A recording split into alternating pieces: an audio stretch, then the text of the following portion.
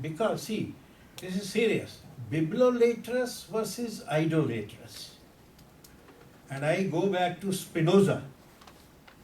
Idea as idea, and idea as idea, and also idea as idol. What is idea as idol? You make an idea visible because there is a drive in the human mind to see things, to see. And as Shankaracharya says, you are not every man can understand or really comprehend an abstract concept. So he wants to see it. So you make an image. But the problem is, you see, images have had a great problem. Moses said, make no images. They are corruptions of the mind. You have not seen him, so don't make an image. And cheated by jowl to them were the Greeks, who were doing nothing but making images.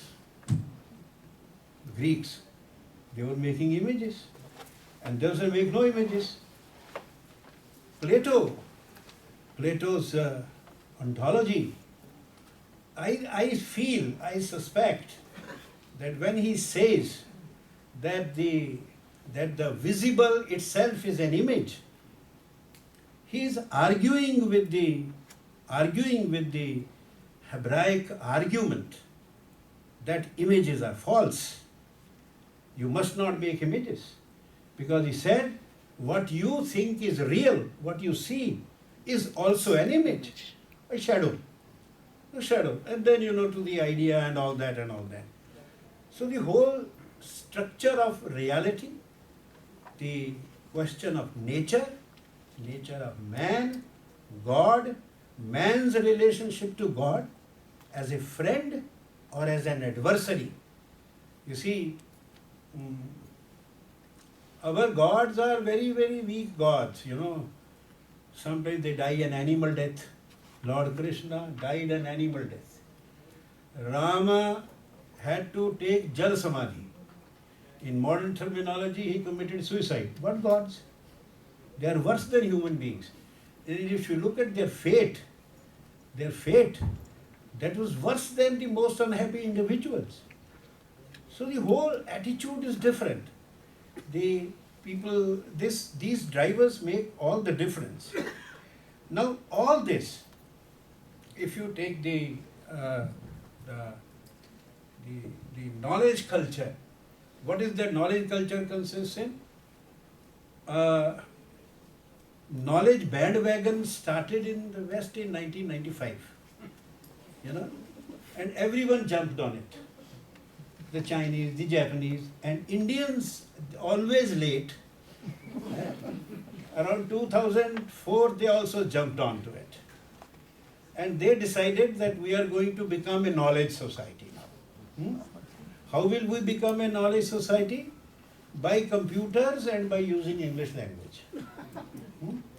And please read the document of National Knowledge Commission. There's another problem. Ever since the Simon Commission, we always have commissions.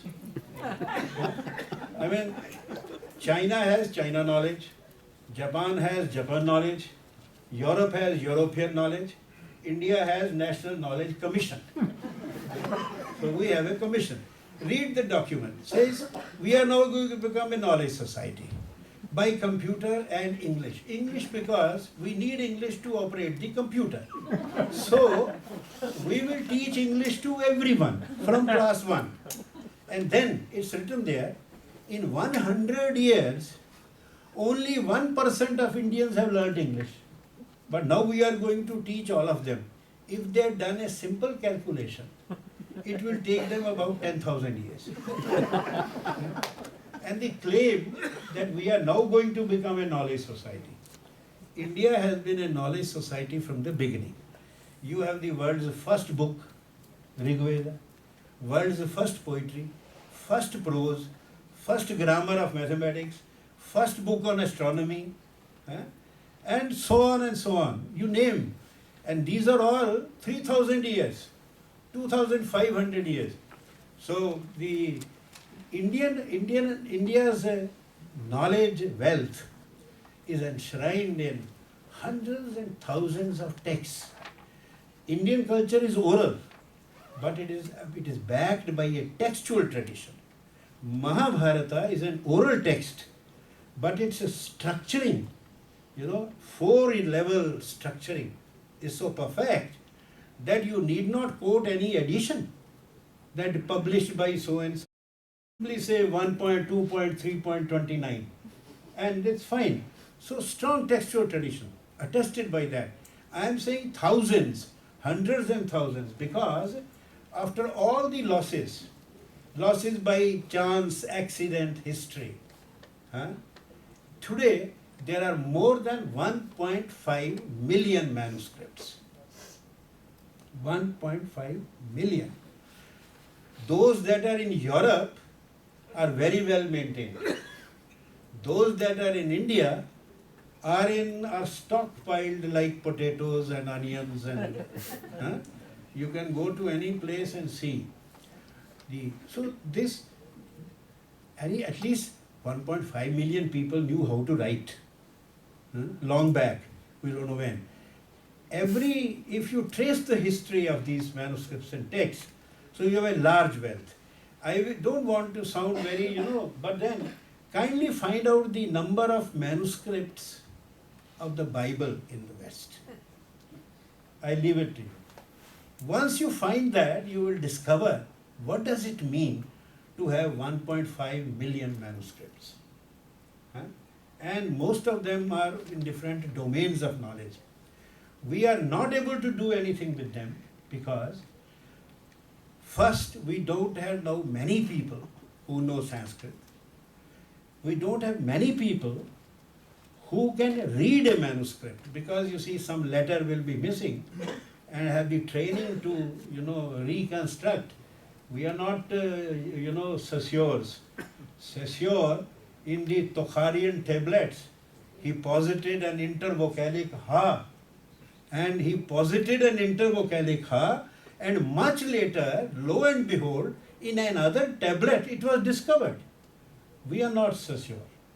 So we can't read those manuscripts. And it is not enough to know Sanskrit because you need to know the subject also. If the manuscript is about mathematics, I need to know Sanskrit, I need to know how to read the manuscript, and I need to know mathematics. And unfortunately, India now is not a learned country. Our education is very poor. Our people don't have that spirit of inquiry. In fact, the Vedic paradigm, if I still have 5-10 minutes left, about 5 minutes, I will just jump to that the kind of system that prevailed, the system of education, I'll come to that. See, well, couple of minutes, 2 minutes. Make it 5, sir. Thank you. I will just read out the headings here. It was knowledge-centered. The entire education system was knowledge-centered. And so you have knowledge typologies. Available knowledge was institutionalized into several disciplines, 18 vidyas and 64 crafts. We made no distinction between arts and crafts. So 82 disciplinary formations. In each discipline, there was a text, primary text, and a tradition of commentaries. And each discipline had a primary thinker and a number of thinkers. Only then it was considered a school. Otherwise it was not accepted as a school. And it worked the system in which teacher was at the center. Now, Karl Marx said, teachers and doctors and lawyers, they used to be servants of the people. Industrial revolution has made them workers. And our commercial revolution has made them businessmen. Teachers, lawyers, doctors, we are all businessmen now. So but I learned a new phrase. Teachers are now facilitators. They are not teachers, facilitators. But in this tradition, Guru is there.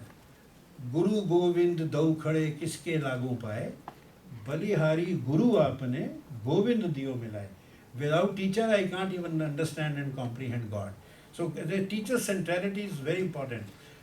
I mentioned the book because it's a very tremendous seminal book of Shankaracharya, Vivek Chudamani.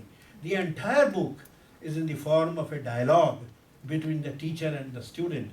And in fact, most Indian texts, in the question of methods I have come, that our method is a dialogic, multi-logic method. And it's a dialogue between teacher and students. And all texts are even serious intellectual texts are composed in the forms of dialogue. So in Mahabhashya, for example, there is the Purva Paksha, the opponent, the Siddhanta, and a Manda Buddhi Chhatra. You see, a student with a poor mind. Though that student with a poor mind asks the most difficult questions. And then they start. So there was teacher. And then Shishya. There was a Shishya had to be an adhikari, a student also. You had to be eligible to be a student to go to a teacher, to a good teacher. And the method was, first requirement was jigyasa. You must have desire to know. And then you must have the capacity to ask the right question. Prashna nirupana. The concept is used. Prashna nirupana. And through that question, there is a samvada. There is a dialogue. And swaprayatana. The student must make his own effort. His own effort. That's why they would give them one mantra in the morning and then say, go to the forest and look after the cattle. Come back tomorrow. Think about. And Chintan Manan was part of the Swaprayatana. So the student had to depend on himself. The autonomy of the student was free to decide. At the end of Bhagavad Gita, 1863, Lord Krishna says, I have explained everything to you. Now it is up to you. You decide. What do you want to do? You are free. There is no social conformism, no social imposition, no imposition of the teacher.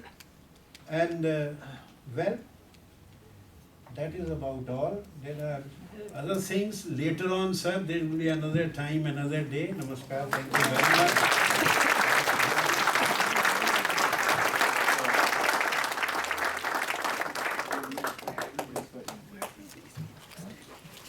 We have witnessed intellectual height, but at the same time, I think our spirits must soar because of all that we have heard by these two very eminent scholars, but at the same time, communicators. I think it's a wonderful setting with which we have begun. And would you kindly join me in thanking both of them very, very heartily.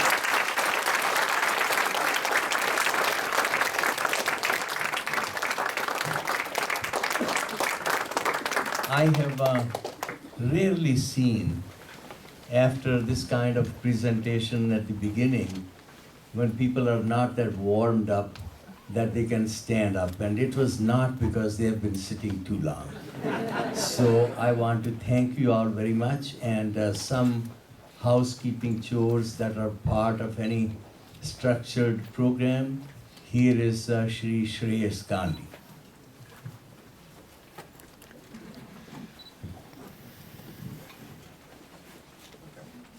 So, Professor Kapoorji, that was phenomenal.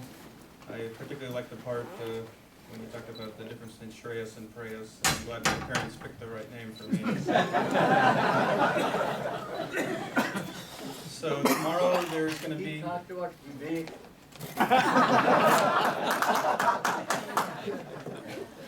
So tomorrow there will be a book stall right outside here. It'll open at 10 o'clock at our first break. You can purchase books. The books are going to be profiled.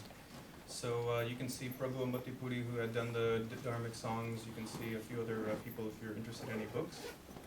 Anyone planning to use any PowerPoint during any of their presentations and you have not already provided it, please provide it to us and we'll make sure that we have that for you prepared, either PowerPoint or USB. And if you see anyone with a black lanyard, that means we are a volunteer. So come and bring your problems to us and we will help to solve that. And Professor Chappell, I will point out, is not wearing a black lanyard, so do not bring your complaints to one of our hosts and guests, okay? Every morning we're gonna have shuttle service. The shuttle service will start at 6:30 in the morning. It is a little early, it'll continue on till 8, but our first program will start at 8:15 on time. So please do come. We have breakfast, lunch, and dinner at the exact same place every day. The place we're gonna go right now for dinner, that's where you will go for breakfast as well. And our programs will be here, except during the actual meals of lunch and dinner, we'll have programs there. We're gonna have a break now until 7:30, and then dinner will start. Actually, dinner's ready now. You can already start eating. At 8:15, we will start the evening program, and that'll go until there's 2 sessions, and that'll go until 9:30, and then the shuttles will take you back to Custom. One thing about the Custom Hotel is that the parking is $18 per night, but they're giving us a concession, so it's $9 a night. Parking here is free on the campus, so please park here, take advantage of the shuttles, take advantage and leverage us as volunteers. We'll take you